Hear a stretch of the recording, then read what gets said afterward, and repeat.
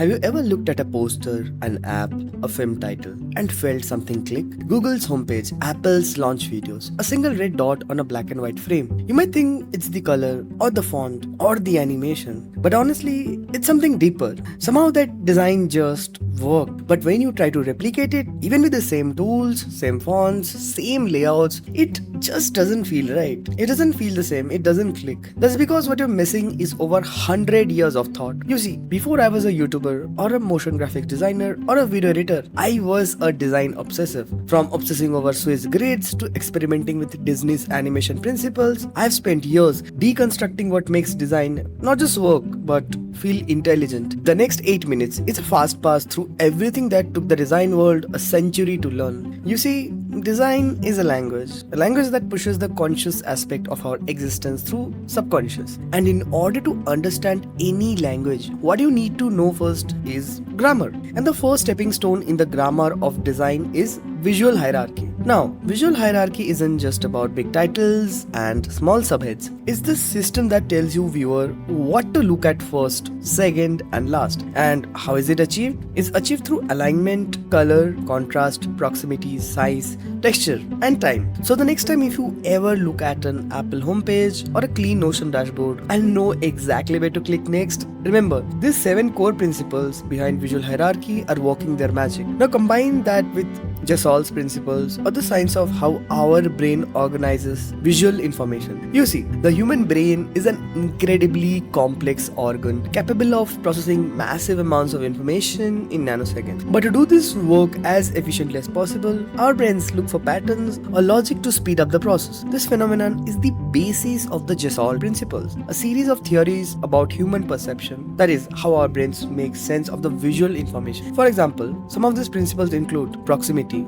or the idea of elements being placed close together and we end up seeing them as related. Pair it with similarity, in which shapes, colors or sizes that match feel like they belong to a group. To trick the viewer, we use continuity because our eyes want to follow a path of a curved line, directional flow. So remember, you're not just designing layouts, you're designing perception. But to guide perspective into being dynamic and continuous, we need something more. So design becomes motion when time enters the frame, and that's where 12 principles of animation come in. Now, animation may have evolved in the decades since the illusion of life was first published, but the principles remain, and the 12 principles of animation still apply in all kinds of areas, from films to web design, developed by Disney legend Frank Thomas and Ollie Johnston. These are the foundation of every believable movement you've ever seen. You might have come across concepts like squash and stretch, which gives objects elasticity. It tells you if something is soft, hard, heavy or light.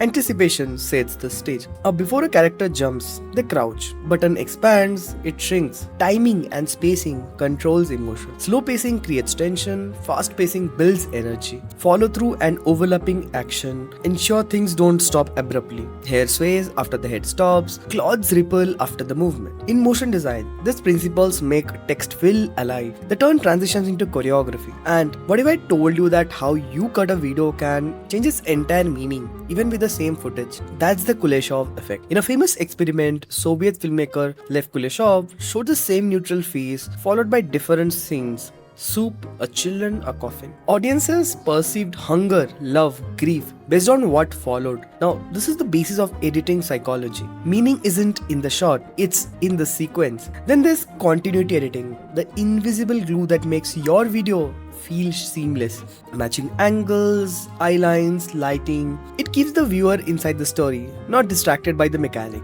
When used with rhythm and montage techniques, your cuts become emotional tools. Slow dissolves for sadness, rapid cuts for tension, silence before impact. But we will keep the technical stuff for another video. Right now, it's important to go back in time to the design schools that changed everything. Bauhaus, 1919, Germany, taught us form follows function. Every shape, every animation must serve a purpose. Modern interfaces, clean layouts, even minimalism owe the clarity to this idea. Swiss design refined us with grid systems, asymmetric layouts, sans serif fonts, and precision typography. It became the blueprint for posters, magazines, and Now motion graphics. Then comes minimalism, often misunderstood as emptiness. It's about intentionality, removing the noise to amplify the signal. Think Google's homepage, Apple's launch videos, a single red dot on a black and a white frame. Good design isn't about adding, it's about knowing what not to add. And that actually reminds me of Don Norman, a pioneer in user experience. Talks about 3 layers of design: visceral,